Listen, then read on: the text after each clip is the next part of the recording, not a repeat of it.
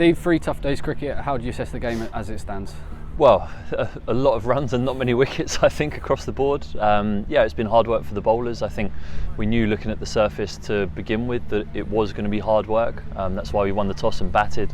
And we thought that it would deteriorate as the game has gone on, but it hasn't done that. The actual middle of the pitch hasn't deteriorated and the grass on it has held it all together. So what we anticipated, what we wanted to do, get a big score on the board first and try and take 20 wickets, it hasn't quite transpired. And 3 wickets for yourself. You bowled really well today and yesterday. When you took that first wicket, the first ball of the innings yesterday, I bet you thought maybe we'd get a few more last night, but Leicestershire batted themselves back into it. They did. They played very well.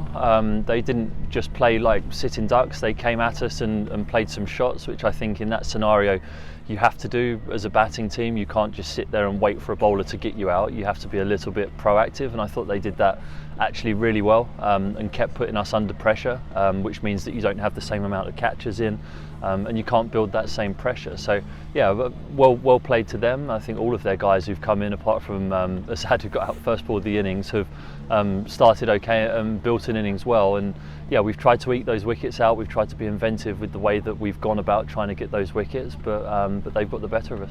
And when the pitches are the way they are and the conditions are kind of favourable for batting, how do you go about trying to take wickets in these conditions on maybe pitches that don't give you as much as you'd like? Yeah, well, you just short, sharp spells. You try and stick to a plan for a little while as a team. I think we bowled outside off stump with a 7-2 field for a while today. Bouncers coming over and round the wicket for the left arm spinners, having catches in front of the bat for the seamers. Like we tried everything today, and I was happy with the way that we all stuck at it.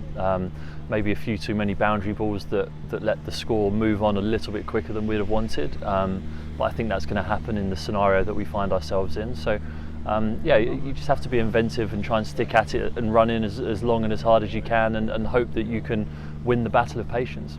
And to lose Tom, our captain, to injury was obviously disappointing, but you've stepped up for these few days. How are you finding that experience? Yeah, obviously so disappointed for Tom to break his hand in that way. It's been such an exciting time for him to be scoring runs and looking so good and on the cusp of international stuff, in my opinion.